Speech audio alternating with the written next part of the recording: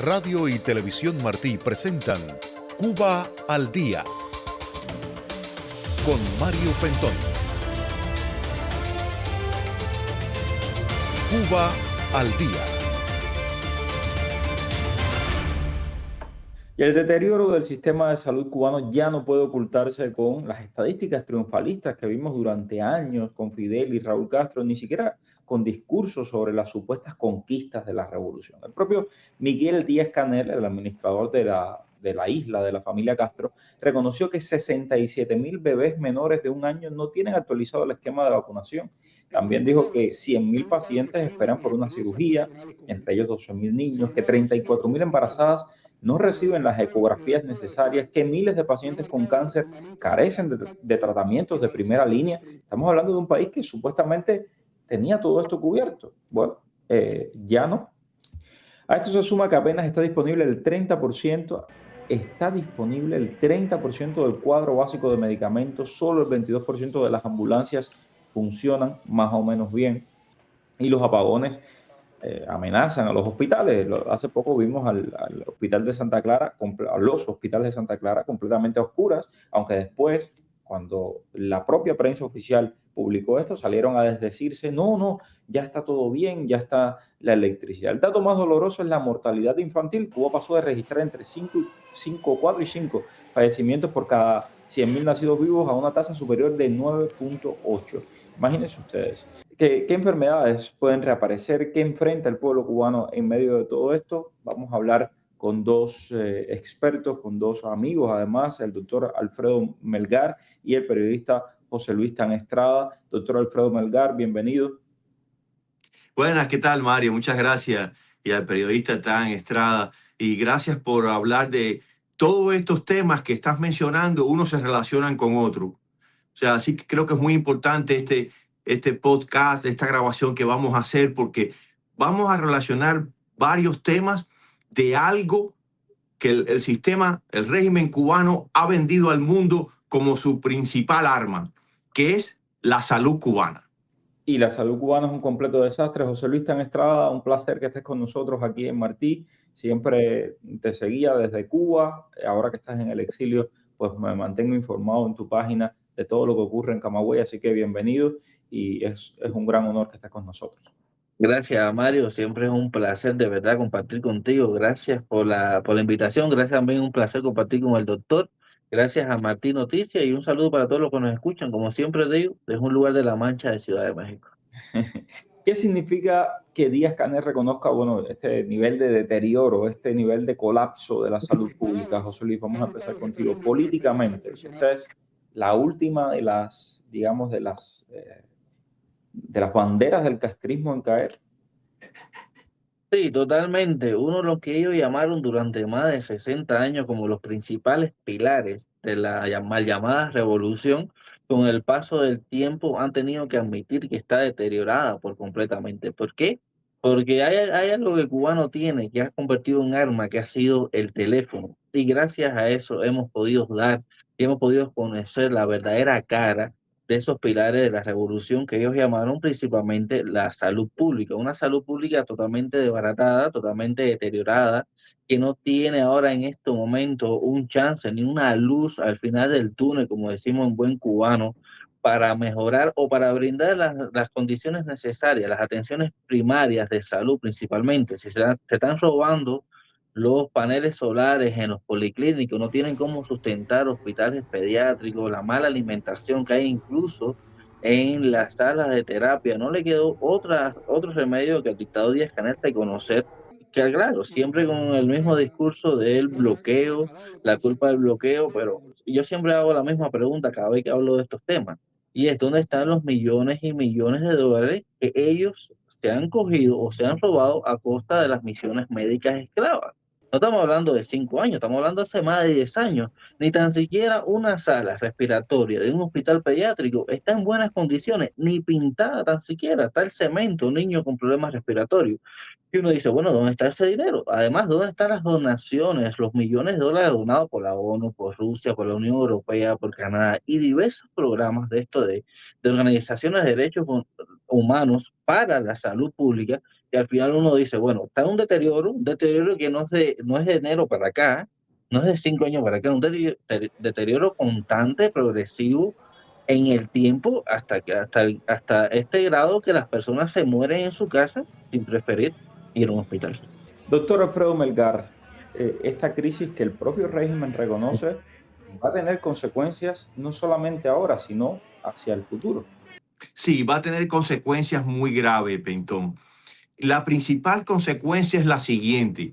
Si un país aumenta la mortalidad infantil, es decir, que más niños mueren, mortalidad infantil es por cada 1000 nacidos vivos, ¿cuántos mueren? Aumenta la mortalidad infantil. El número de abortos, y aquí está el periodista Tan también, que tiene cifras sobre eso, es terriblemente alto en Cuba. El número de abortos en niñas, en adolescentes, porque lo usan como un método, no hay ningún tipo de trabajo en los radios, en la televisión, un trabajo contra el aborto. Es extremadamente alto. Más las personas que están muriendo jóvenes de enfermedades, cirrosis hepática, cáncer, problemas respiratorios, todo eso va en contra de la juventud, del futuro de un país, sin contar el número tan alto de jóvenes que han abandonado la isla. Porque eso es muy importante. La juventud, como no tiene esperanza, como no tiene nada, como decía Tan, si no tiene asistencia médica, si no tiene una buena carrera que pueda ejercer después, se va del país. Todo eso va a afectar terriblemente el futuro de Cuba si no hay un cambio urgente, porque entonces una población mayor que no está produciendo para el Social Security, para la seguridad social, porque no hay una fuerza joven. Entonces eso va a traer unas consecuencias terribles, Pentón, para el futuro de Cuba. Tanto hablamos del dinero que se robaron de las misiones. Según Cuba Siglo XXI, estamos hablando de 70.000 millones de dólares que el régimen cubano se embolsilló del dinero que les robó a los médicos, no solo los médicos, también a los enfermeros, técnicos de salud, incluso músicos, incluso trabajadores de los cruceros que Cuba, fíjense el nivel de esclavitud que tiene el régimen cubano. Cuba exporta trabajadores para los cruceros. Hay cubanos que te atienden en un crucero, el salario ese lo cobra el régimen cubano y a ese cubano que está ahí le pagan una miseria. Pero bueno, ¿por qué crees que en este momento Díaz-Canel está reconociendo la crisis y está dando estas cifras? Primero porque no le queda otro remedio que, como decimos en buen cubano, tiene la soga al cuello, ¿no? Dadas las presiones ejercidas por el Departamento de Estado y la Administración Trump, donde muchos países de estos que durante muchos años mantuvieron una relación médica con Cuba, mantuvieron las misiones estas esclavas médicas, se dieron cuenta y gracias también a la presión de Marco Rubio, con prueba, el trabajo de la prensa independiente, los reportes, y igual el testimonio de muchos médicos que han desertado se dieron cuenta que era una explotación, que era una mano de obra esclava, donde más del 90% del salario iba para los bolsillos del régimen. Sin embargo, los médicos, por ejemplo, los que llegaban a Venezuela, los que llegaban a Guyana, les retiraban hasta el pasaporte de sus manos para que no tuviera otra posibilidad ni de hablar ni de quejarse tan siquiera. No le queda otro remedio que reconocer porque sabe que su bolsillo no lo va a dejar para sustentar y para mantener un sistema de salud que está totalmente desbaratado, que no hay ni tan siquiera una jeringuilla, un cuerpo guardia para inyectar. Y entonces no le queda otro remedio que recurrir a ese discurso que han tenido durante más de 60 años, de hacerse pasar la víctima, de decir estamos ahogados, no tenemos economía, el bloqueo de Trump, entonces abrirse al mundo, como siempre han hecho, que han vivido durante más de 60 años a costa de las donaciones, a costa de las ayudas de las personas, sin ellos ni tan siquiera producir nada, y el colapso es eminente. El reporte de muertes de personas todos los días en los hospitales, de niños incluso. Yo hace un mes reportaba que más de 36 bebés han fallecido desde enero, y el doctor puede asegurar que es una cifra muy alarmante. De Sí. enero hasta el mes de mayo, 36 bebés fallecidos, principalmente por negligencia médica en un hospital materno. Es una cifra muy alarmante por las Es condiciones, alarmante, es alarmante también. higiénicas, por la falta de recursos. El doctor puede hablar más sobre esto, pero eso es Es, claro, mira, cada vez que muere un niño o una mujer embarazada, una madre, eso es un fracaso terrible del sistema de salud. Aquí, por ejemplo, en Estados Unidos, si a un obstetra o a un médico se le muere un niño al nacer o una embarazada, eso ahí viene una investigación. Todas las agencias federales vienen a investigar por qué murió, qué pasó, ¿fue una negligencia? ¿Fue abandono o era porque fue un embarazo extremadamente de alto riesgo y murió? Entonces, sí hay una pérdida total. Y lo otro que decía Pentón Tan es muy importante. Si a los médicos cubanos nos han usado en todas las misiones que han querido, en África, en América, en México, en Italia, en Brasil, y se han jugado la vida en esas misiones, porque hay médicos muertos en África, perseguidos en Venezuela y también en Brasil. ¿Dónde está? ¿Dónde está todo ese dinero que no se ha invertido en el sistema de salud cubano? Entonces, el fracaso de todo lo que dijiste al principio, la mortalidad infantil, el problema materno, el cáncer, las listas de esperas de los pacientes por cirugía, lo que está diciendo el periodista Tan de los hospitales. ¿De quién es la culpa de ese fracaso? ¿Del famoso embargo y bloqueo o de la ineficiencia y el robo de recursos que deben ser destinados al sistema de salud cubano? Bueno, es que hemos visto que los hospitales han ido deteriorándose con el paso de los años, pero a la misma vez que vemos un deterioro sistemático de hospitales, policlínicos, etcétera, repletos de chinches, de cuánto hay. Las imágenes son, y están ahí en las redes, están todas. Mientras vemos esto, vemos que siguen construyendo el hotel de la Torre K, el Packard, el otro, si todo eso lo han construido los militares. ¿Con qué dinero? ¿De dónde salió ese dinero? ¿Por qué parte? No digo todo, como una parte del dinero que utilizaron de las misiones, que ganaron en las misiones robándoselo a los médicos, no lo invirtieron en salud, no lo invirtieron en las termoeléctricas, no. El dinero ese, nadie sabe dónde está. Bueno, sí se sabe dónde está. Está en Gaesa. Tú todo el tiempo estás comunicándote con la gente dentro de Cuba. ¿Qué te dice la gente de Camagüey? ¿Qué te dice la gente del centro del país? No, la gente realmente está sobreviviendo, Mario, mi hermano. La gente ya no vive, sino que sobrevive pensando en el día de mañana que van a comer. Y lo otro es esperando qué va a pasar con el futuro de Cuba, ¿no? La gente quiere un cambio, la gente quiere una mejoría, la gente quiere dormir aunque sea con 8 horas de luz o dormir su noche tranquila, sin apagón, disfrutar, donde dormir con luz no sea una necesidad, sino sea algo realmente importante. Y lo otro es, porque todo se relaciona, fíjate, porque si hay una mala alimentación, hay falta de sueños, hay basura, el agua viene contaminada, todo va producto y todo para en la mala salud física del cubano.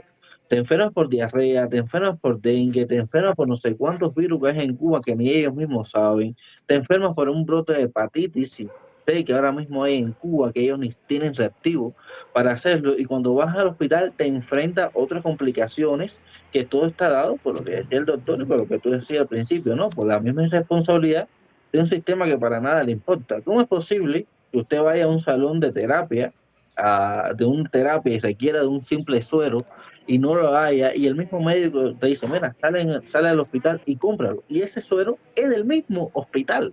Para que veas hasta qué grado llega la corrupción, la irresponsabilidad y esta negligencia del sistema de salud pública. El cubano camina, yo digo que a mí me dicen los amigos míos, oye, caminamos como zombies porque no sabemos para dónde coger, para dónde agarrar, qué comer, qué comprar.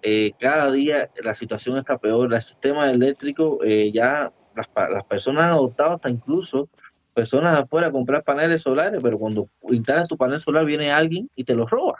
No, Porque tampoco el régimen te da la seguridad. Exactamente. Y hay lugares, por ejemplo, en el del campo, ¿no? Que hay gente muy pobre, hay gente muy humilde ahí que no va a poder comprar un panel solar. Entonces, imagínate, eso es una situación terrible para esas personas. Y por más que quieran, no hay manera. O sea, como una persona, digamos, de cualquiera de los pueblos ahí de Camagüey, ¿cómo pueden comprarse un panel solar que vale miles de dólares aquí en los Estados Unidos? Entonces, y eso era, vamos, es lo mínimo que le tocaba al Estado garantizar, porque además ni siquiera es regalado. O sea, yo te estoy pagando por la electricidad. No, ni siquiera eso. Es un completo desastre. Y bueno, la salud pública no escapa a ese desastre. José Luis Tan Estrada, muchísimas gracias. Gracias también al doctor Alfredo Melgar. Por supuesto, aquí en Cuba al Día, en Martín Noticias, vamos a seguir muy pendientes de este y de otros temas también relacionados con Cuba. Gracias mil. Estás escuchando Cuba al Día con el periodista Mario Pentón. Bueno, pues muy buenas tardes. Estamos con un grupo de médicos cubanos y la periodista Mardelivia Hidalgo, quien trabaja para la Fundación para los Derechos Humanos en Cuba. Y ellos nos quieren presentar un mapa interactivo de las misiones médicas del régimen cubano, de cómo la dictadura cubana, pues ya saben, explotado y utilizado la mano de obra esclava de médicos cubanos para apropiarse de más de 70.000 millones de dólares, calculan algunos, dinero que por cierto no se ha visto reflejado en una mejora ni de la salud pública en Cuba, ni tampoco de las condiciones de vida en la isla. Mardelivia, gracias por estar con nosotros, bienvenida. Muchas gracias a ti y gracias a los hermanos que están con nosotros, los doctores, y por supuesto a todos los que nos escuchan. Bueno, pues Mardelivia, si nos quieres presentar un poco de qué va este proyecto, qué hicieron, cómo lo hicieron, adelante. Sí, es un mapa interactivo que ha sido la creación de muchos doctores que están tanto dentro de Cuba, que es el Colegio Médico Independiente dentro de la isla, que tiene 120 doctores a lo largo y ancho de la misma, pero también tenemos la colaboración de doctores que están en Brasil, en México, en Colombia, en África, muchos de los doctores que han desertado, que ellos se están preguntando, bueno, ¿por qué no seguimos dándole la visibilidad que nosotros nos merecemos? Porque nos sacaron de Cuba con una idea, la cual nosotros teníamos que era errónea, y aún siguen saliendo misiones médicas. Y esa es la pregunta. Entonces, ha sido una colaboración de muchos.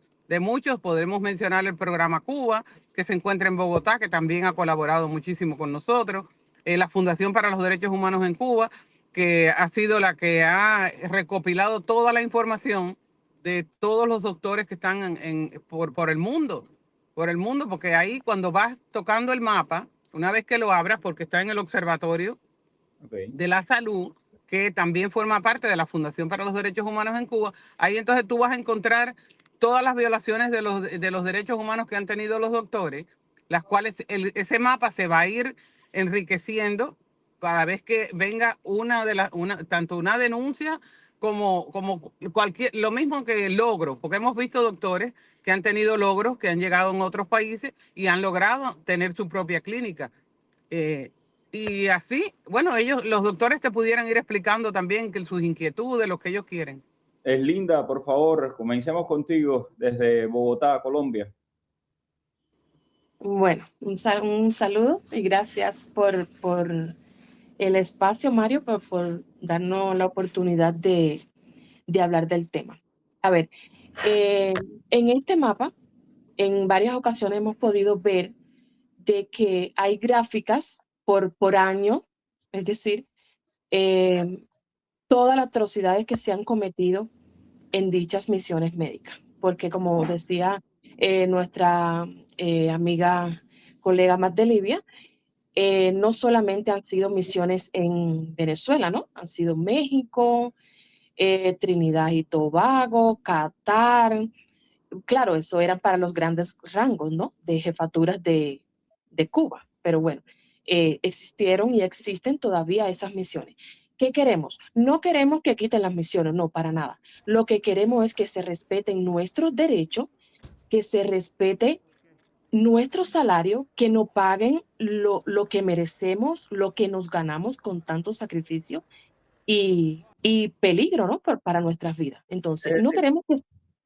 Sí, no, para puntualizar, lo que están pidiendo ustedes como médicos cubanos es que, ok, si ustedes tienen estos acuerdos con el régimen cubano y al final de cuentas, ustedes van a pagar una cantidad exorbitante de dinero por tener médicos extranjeros, felicidades, pero páguennos directamente a nosotros, no solo den al régimen cubano, déselo directamente al médico. Es Exacto. correcto. Sí, adelante, por favor, el doctor Giovanni, si quiere agregar algo. Sí, no, ¿me escuchan bien?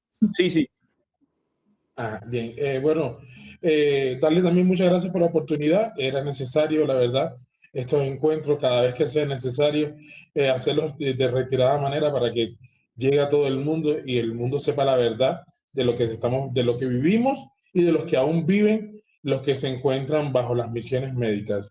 Quería resaltar la importancia de este mapa. Porque ya no es una información dispersa, sino que nos permite analizar dónde están presentes, cómo se distribuyen y qué patrones aparecen. En el mapa se evidencia, se especifica algunos donde han tenido retención salarial, otros donde las condiciones en las que viven, más sin embargo, todas tienen algo en común, todas tratan al médico de forma denigrante, lo tratan como obra barata, por así decirlo, y entonces esto nos permite que llegue también a más personas en el mundo, que todo el mundo conozca la verdadera realidad. Creo que esa es una de las importancias fundamentales de este desarrollo que hicieron en la fundación. Ok, doctor, por favor, si quiere agregar algo también, doctor Alfredo. Sí, bueno, gracias por la oportunidad, Mario. Sí, como bien decía el doctor, y siempre hemos visto por el mapa que nos hemos regido allí, como este régimen realmente ha denigrado a los médicos cubanos de una forma, ¿cómo te puedo explicar?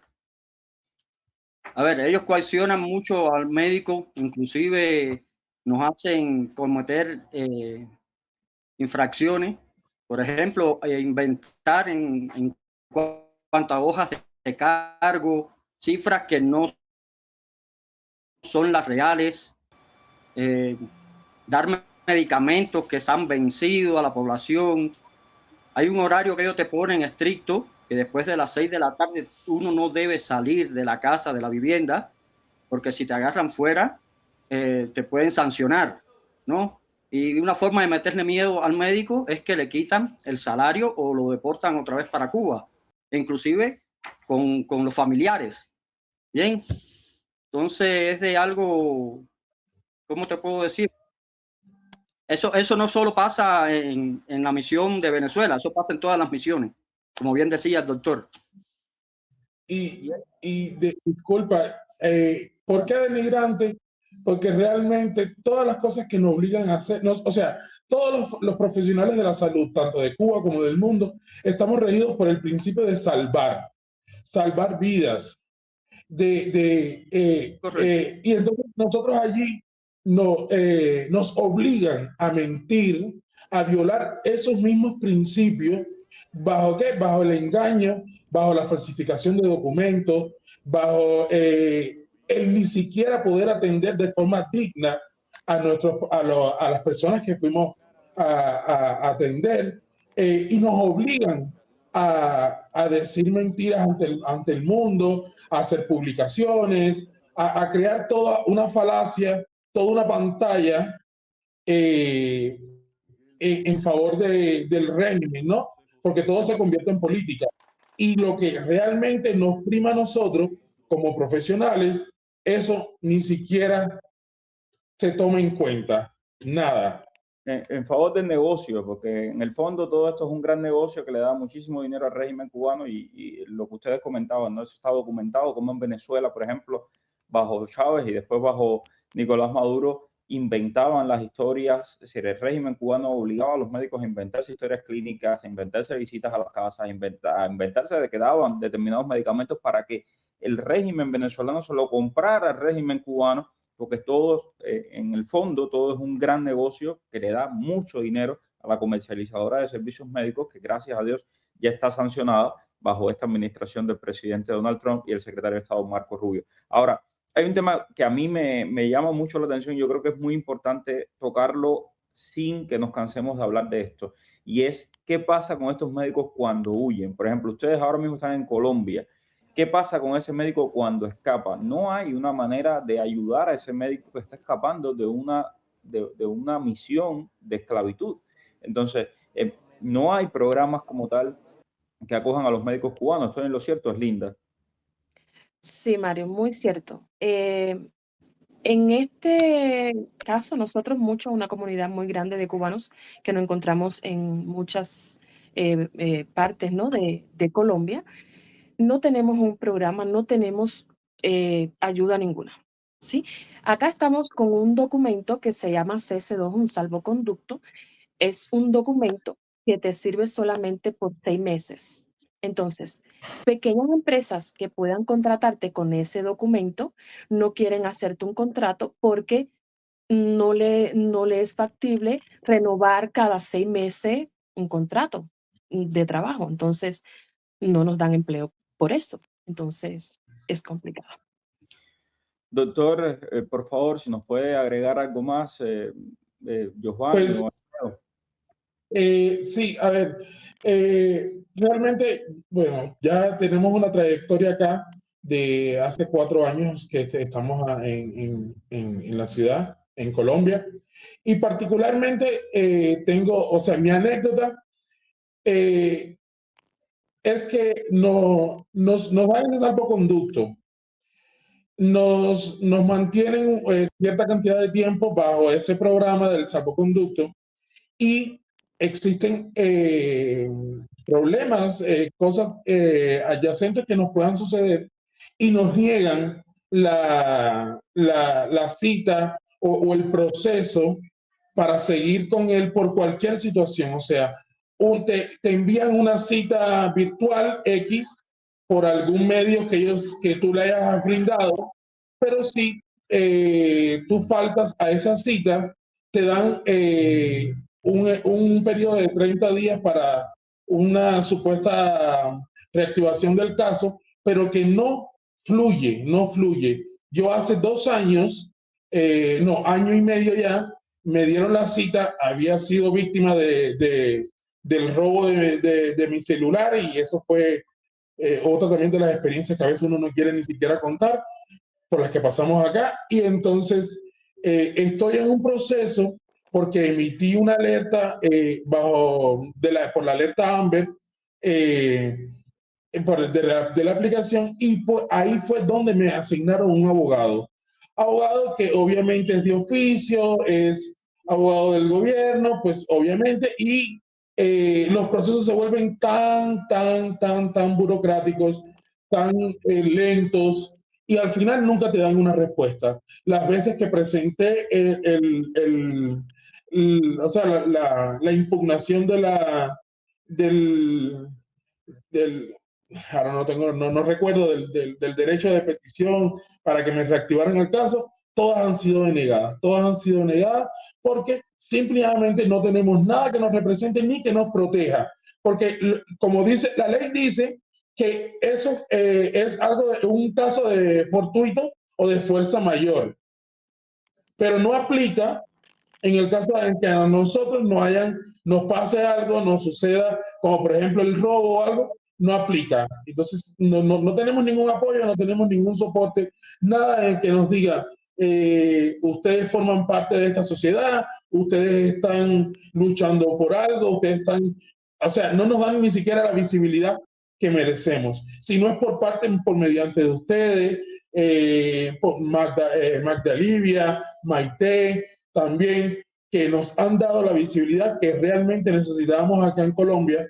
Fuera de eso, nada. Nadie se hace cargo de nada, nadie nos da una respuesta concreta, nadie nos da ni siquiera una solución o una esperanza de que exista alguna situación. Y muchos lo que hacen es empiezan a seguir emigrando hacia otros países porque al no ver esa solución, al no ver ese apoyo, pues siguen repitiendo el patrón migratorio y pues nada, seguimos estancados. Doctor Alfredo. Así mismo, como dice el doctor, no hay ningún apoyo y nadie que nos represente legalmente. Si no respondes, como dice el doctor, cuando le toca la cita, automáticamente te sacan del programa. Ellos ven como que ya tú desististe del programa y no ven esta parte, como dice el doctor, que puede ser un robo o algo que realmente no le notifiquen. Y realmente estamos acá realmente ilegal. Pero bueno, nada, estaremos al pendiente y por supuesto, al menos en visibilidad y lo que podamos hacer desde este espacio, siempre lo van a tener. Así que muchísimas gracias a todos, a los doctores. Gracias también a todos los que están no solamente en Colombia, en toda América Latina y que nos escriben diariamente y que nos mandan también información de lo que están viviendo, a los que han escapado de estas misiones. Y nuevamente es importante, estas personas, estos médicos, estos profesionales, no solamente médicos, hay enfermeros, hay técnicos, hay maestros, hay ingenieros, hay músicos, increíble pero cierto. Toda esta gente escapan de una misión que les roba su salario, escapan de un proceso que se ha considerado incluso por organismos de Naciones Unidas como esclavitud moderna. Así que muchas gracias a todos y nos mantenemos en contacto. Ojalá que pronto haya una solución para todos ustedes. Muchas gracias, Mario. Gracias, Mar de Libia. Gracias, Mil. Un abrazo.